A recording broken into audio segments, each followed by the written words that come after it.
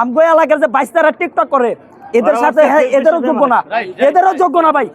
আজকে সাকিব খানের নাম নিয়ে অনেক হিরোরা উপরে উঠে, ওরা তেল মারে। এই যে জ্বলন্ত প্রমাণ আমি আপনাদের দিলাম, এই যে সাকিব খানকে নিয়ে একটু ভালো ভালো কথা বলছে, এনাকে আমরা মাথার উপর রাখছিলাম, কিন্তু উনি আমাদেরকে মাথার উপর তো রাখতে দিল না, ছুঁড়া ফালাই দিল।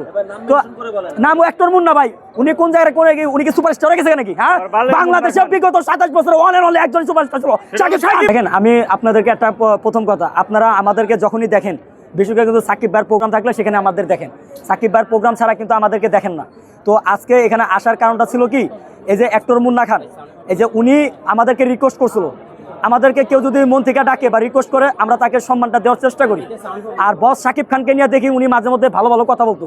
তবে এখানে আমাদের সিনিয়র কিছু ভাই ব্রাদার, না আমাদের শুনেন, আমাদের কিছু সিনিয়র ভাই ব্রাদাররা আছে, ওনারা সবসময় কি বলেন জানেন?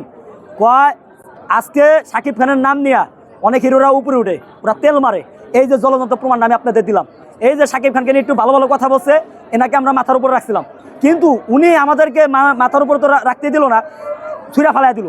তো নাম ও অ্যাক্টর মুন্না ভাই, উনি কোন জায়গায় করে উনি কি সুপারস্টার গেছে নাকি? হ্যাঁ, বাংলাদেশের বিগত 27 বছর ওয়ান এন্ড অনলি একজন সুপারস্টার ছিল সাকিব খান। সাকিব খান ছাড়া অন্য কোনো সুপারস্টার ছিল না, সাকিব খান ছাড়া অন্য কোনো সুপারস্টার ছিল না।